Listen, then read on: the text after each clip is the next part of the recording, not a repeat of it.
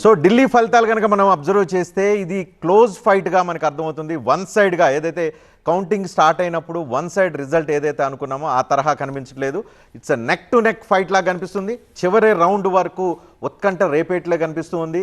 ఎందుకు అనంటే ఫలితాలు ఇప్పుడు తారుమారు అవుతున్న దిశలో కనిపిస్తూ ఉన్నాయి. ఆప్ 30 నియోజకవర్గాల్లో ఆధిక్యాన్ని ప్రదర్శిస్తుంది.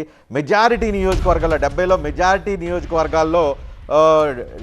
నియోజకవర్గాల్లో రెండో రౌండ్ ఫలితాలు పూర్తయిన పరిస్థితి మనకు కనిపిస్తుంది. మెజారిటీ నియోజకవర్గాలు రెండో రౌండ్ ఫలితాలు పూర్తయిన తర్వాత కేజ్రీవాల్ లాంటి వాళ్ళు కూడా 350 ఓట్ల ఆధిక్యాన్ని ప్రదర్శిస్తున్న పరిస్థితి కనిపిస్తుంది. మనీష్ సిసోడియా కూడా మైనస్ నుంచి ప్లస్ 1800 ఓట్ల ఆధిక్యాన్ని ప్రదర్శిస్తున్న పరిస్థితి కనిపిస్తుంది. దీన్ని బట్టి ఎంత చూస్తూ ఉంటే నెక్ టు నైట్ ఫైట్ దిశగా మనకు కనిపిస్తుంది. ఎందుకంటే AAP versus BJP number slowly down అవుతుంది రౌండ్కి. అదేవిధంగా ఆప్ నెంబర్ స్లోగా పెరుగుతున్న పరిస్థితి కనిపిస్తుంది. Magic figure 36. ఈ 36కి ఎవరు రీచ్ అవుతారు చివరి రౌండ్ దగ్గరికి వచ్చేసరికి అనేది ఇక్కడ కీలకంగా మారిపోతుంది. ఆప్ కూడా ఇంత వ్యతిరేకత ఉంది అని అనేక చర్చలు జరుగుతున్న ఈ తరుణంలో కూడా స్టిల్ రెండో రౌండ్ పూర్తయిన తర్వాత అన్ని నియోజకవర్గాల్లో రెండో రౌండ్ పూర్తయిన తర్వాత 28 నియోజకవర్గాల్లో ఆధిక్యాన్ని ప్రదర్శిస్తుందంటే ఖచ్చితంగా ఇది ఒక కీలకమైన పరిణామంగా చూడాల్సిన పరిస్థితి కనిపిస్తుంది. 4-5 రౌండ్ల తర్వాత ఫలితం ఎలా ఉంటుంది దాన్ని బేస్ చేసుకొని ఫైనల్ మ్యాజిక్ ఫిగర్కి ఎవరు రీచ్ అవుతారనేది చూడాల్సిన పరిస్థితి కనిపిస్తుంది.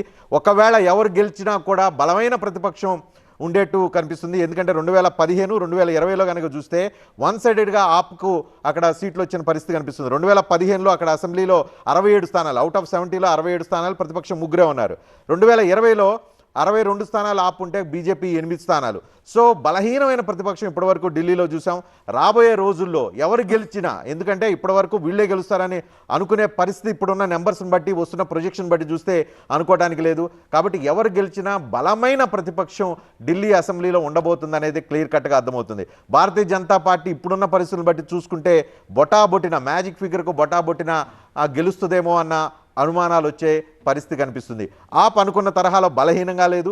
అదేవిధంగా కాంగ్రెస్ అనుకున్న తరహాలోనే వాళ్ళు గత ఎన్నికల్లో ఎన్నైతే ఓట్లు సాధించారో దానికంటే లిటిల్ బిట్ బెటర్గానే ఉంటుంది. కానీ ఓవరాల్గా అక్కడ పీసీసీ ప్రెసిడెంట్ వీళ్ళందరూ పోటీ చేసిన చోట్ల కూడా ఓడిపోతున్న పరిస్థితి కనిపిస్తుంది. ఢిల్లీని ఏలిన షీలా దీక్షిత్ కుమారుడు కూడా ఓడిపోతున్న పరిస్థితి, మనకి ఓటమి కాదు డిపాజిట్లు రాని పరిస్థితి మనకి కనిపిస్తున్న పరిస్థితి కనిపిస్తుంది. సత్యం, మీరు అన్నట్టుగా 3 రౌండ్లు పూర్తయిపోయాయి. 4th రౌండ్ కూడా కొన్ని చోట్ల జరిగిపోతుంది, అది కూడా కొన్ని చోట్ల పూర్తయిపోయాయి.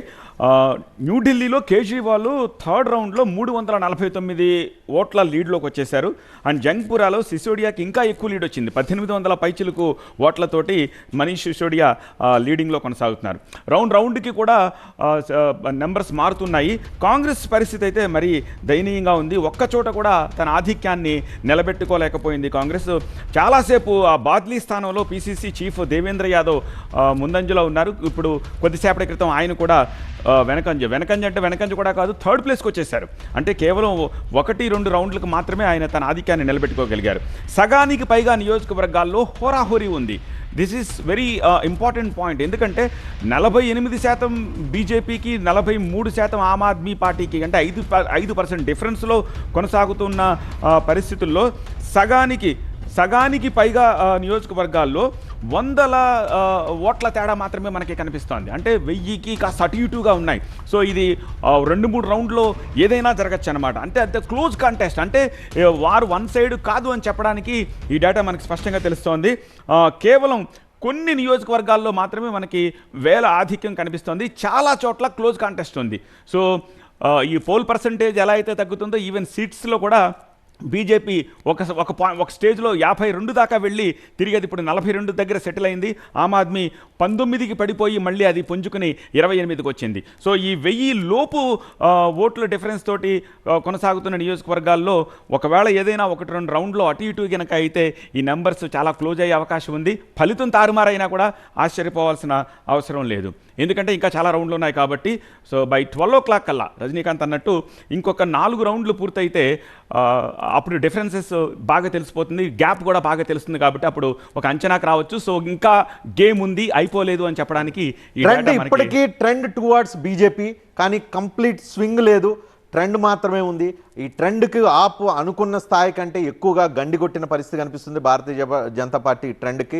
ఆ గండి కొట్టి ఏ స్థాయిలో గండి కొట్టింది అనేది మరొక అరగంట నుంచి గంట పట్టే అవకాశం కనిపిస్తుంది. ఊహించాము అందరం 11 గంటలకంతా గేమ్ ఓవర్ ఎవరనేది తెలిసిపోతుందని చెప్పి అనుకున్నారు.